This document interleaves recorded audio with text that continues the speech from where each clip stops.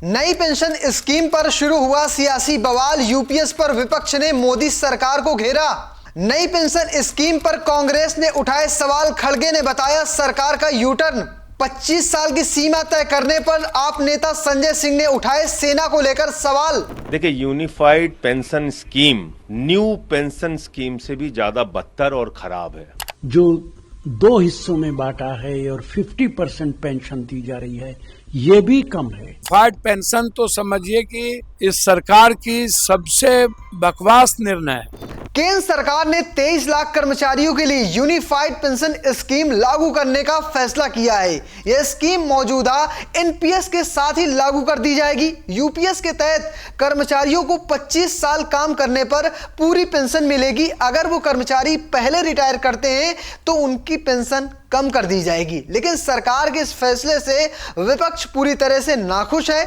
सरकार के इस फैसले पर सवाल खड़े कर रहा है। तो चलिए इस वीडियो में आपको बताता हूं कि विपक्ष की नाराजगी का कारण क्या है। तो चलिए आपको मैं बताता हूं कि ओपीएस और यूपीएस के कैलकुलेशन में बेसिक अंतर क्या है। ओपीएस और यूपीएस दोनों में ही सरकारी कर्मचारियों को निश्चित पेंशन मिलती है, लेकिन पेंशन कैलकुलेट करने का तरीका अलग अलग है।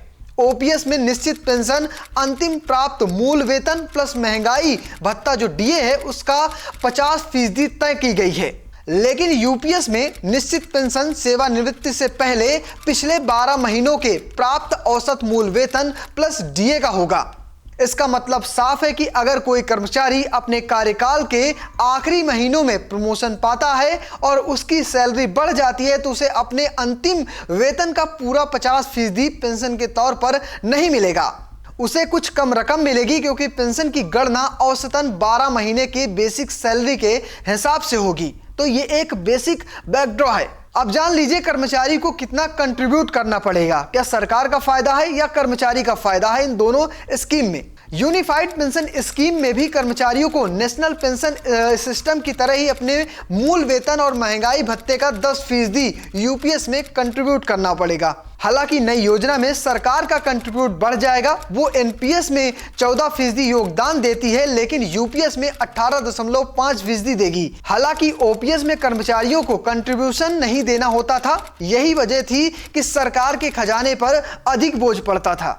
वहीं इस पूरे मामले पर विपक्ष ये भी सवाल पूछ रहा है कि सेना की नौकरी जो होती है वो 20 साल की होती है, यानी पैरामिलिट्री फोर्स को इस स्कीम से पूरी तरह से बाहर कर दिया गया है। चलिए आपको विपक्ष के नेता क्या कुछ कह रहे हैं, पहले सुनाएंगे आपको संजय सिंह की बात, जो सेना के मुद्दे पर सरकार को घेर रहे हैं। देखिए, unified pension scheme new pension scheme से भी ज्यादा बदतर और खराब है, और ये देश के कर्मचारियों के साथ एक बहुत बड़ा धोखा है।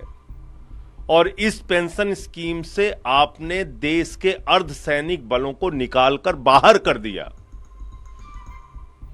वो इस दायरे में नहीं आएंगे। देश के पैरामिलिट्री फोर्सेस इस दायरे में नहीं आएंगे, क्योंकि उनकी 25 साल की सर्विस होती ही नहीं।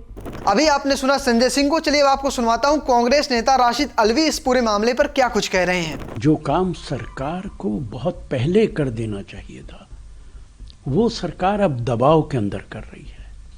सारा विपक्ष ये कहता रहा है कि पेंशन के मामले में सरकार को डिसीजन लेना चाहिए। ये जो दो हिस्सों में बांटा है और 50% पेंशन दी जा रही है, ये भी कम है। पूर्णिया से निर्दलीय सांसद पप्पू यादव को भी सरकार की ये यूपीएस योजना खास पसंद नहीं आई है। वो क्या कुछ कह रहे हैं इस पूरे मामले पर, चलिए आपको वो भी सुनवा देता हूं। यूनिफाइड पेंशन तो समझिए कि इस सरकार की सबसे बकवास निर्णय है। यह कर्मचारी को मजदूर बनाने वाला निर्णय है। बिल्कुल कृपा आप करेंगे, सारे बेईमानी शैतानी को ढकने के लिए आपने हर मुद्दे में कॉरपोरेट को बेनिफिट और कॉरपोरेट सिस्टम को लाना। यह कर्मचारी के लिए कोई यूनिफाइड पेंशन नहीं है। इस पेंशन का कोई औचित्य नहीं है। तो फिलहाल अब आप कैसे देखते हैं इस पूरे मामले को, कमेंट बॉक्स में जरूर बताइएगा और पेज को फॉलो करना, चैनल को सब्सक्राइब करना बिल्कुल मत भूलिएगा। धन्यवाद।